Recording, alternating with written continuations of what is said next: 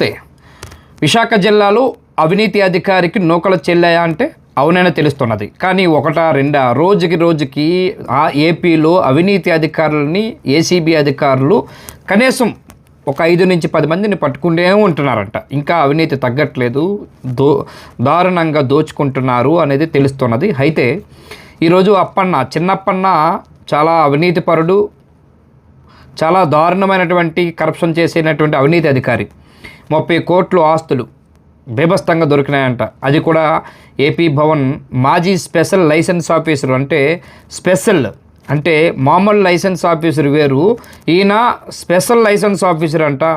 ఒక భవనం కట్టాలన్నా, ఏం చెయ్యాలన్నా కొన్ని లక్షలాది రూపాయలు మూట కట్టవలసిందనంట ఈ అవినీతి అధికారికి. కాడూరు చిన్నప్పన్న విశాఖలో మంగళవారం ఏసీబీ అరెస్టు చేసింది. కానీ విశాఖపట్నం, విజయనగరం, శ్రీకాకుళం, విజయవాడ, తాడేపల్లిలో మొత్తం దారుణమైన 5 జిల్లాల్లోని సోదాలు చేస్తే ఏసీబీ అధికారులు DSP Visakha DSP ACB DSP ఆధ్వర్యంలో జరిగిన సోదాల్లో అతి భయంకరంగా, అతి దారుణమైనటువంటి దుర్మార్గంగా దోచుకున్నటువంటి అవినీతి సొమ్ము బయటపడిందంట.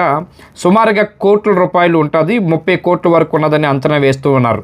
కోట్లాది విలువైన ఆస్తులు బయటపడ్డాయని అధికారులు ఇప్పటికే చెబుతూ ఉన్నారు.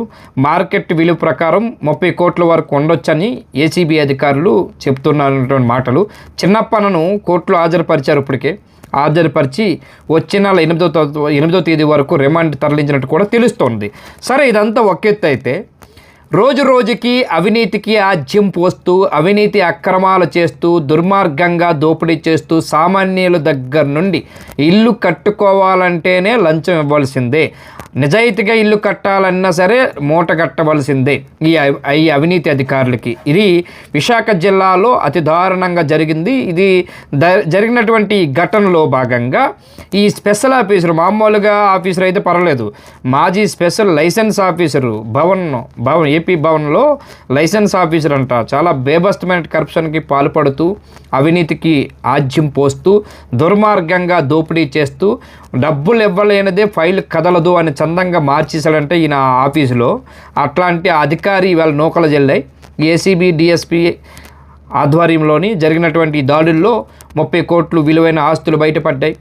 ఈరోజు కోర్టుకు కూడా తరలించారు. ఉదయం 8వ తేదీ వరకు రిమాండ్ వేసినట్టు కూడా ఏసీబీ అధికారులు చెబుతూ ఉన్నారు.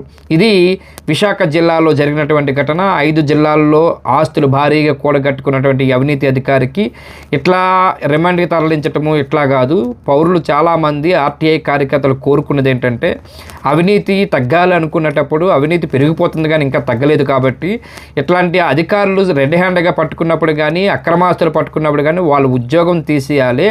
అట్లాగే వాళ్ళ ఆస్తులు మొత్తం జప్తు చేయాలి. చేసుంటే ఇట్లాంటి అవినీతి అధికారులు బయట రారు, అవినీతికి పాల్పడరు. ఇట్లాంటి చేయలేని చట్టాలు, సరైనటువంటి చట్టాలు లేవు దేశంలో, సరిగా పట్టించుకోవట్లేదు అనేది కొంతమంది ఆర్టీఐ కార్యకర్తలు అనుకున్నటువంటి మాటలు. అందుకనే ఎవరు ఏ అధికారికి కూడా భయపడలేదు. అసలు ఉద్యోగం పోతుంది, ఒక్కసారి దొరికితే లంచం తీసుకొని దొరికితే ఉద్యోగం పోతుంది, ఉద్యోగం ఉండదు, ఆస్తులు జప్తు చేస్తారనే భయం ఎప్పుడైతే కలిగిస్తారో, ఎప్పుడైతే ఇట్లాంటి బయటకు వస్తాయో అప్పుడే ఈ అవినీతి అనేది తగ్గుతుంది. అప్పటి వరకు తగ్గదు. ప్రతి ఒక్క రోజుకి ఒకళ్ళొక్కరు పుట్టుకొస్తూనే ఉంటారు అనేది ఈరోజు అనుకున్నటువంటి మాటలు. Thank you.